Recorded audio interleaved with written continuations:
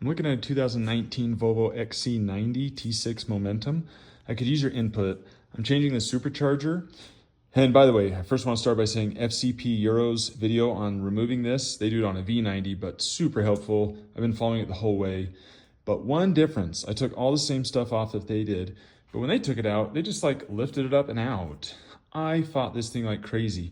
And specifically like that piece there, that plastic shield, and then I was rubbing up against these AC lines with the pulley.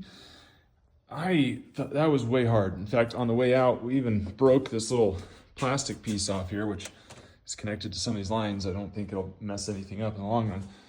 But man, we had to force that out. Am I missing something here? What else should I have taken off to make this easier? Because when it goes back in, I don't want to mess anything up on the new $2,000 one.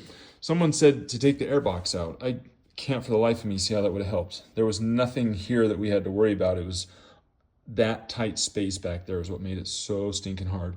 I did have the special tool that released it from the engine.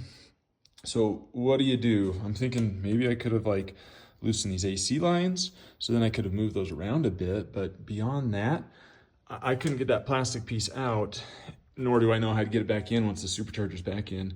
What am I missing here? Could use some input. And by the way, if you're curious, another reason I changed supercharger is making a horrible noise. I disassembled it. The clutch looks awful, and this thing's not easy to turn. It's I guess it just got hot, wore out. So input, please. I could certainly use some help here on knowing how to make this just a little bit easier.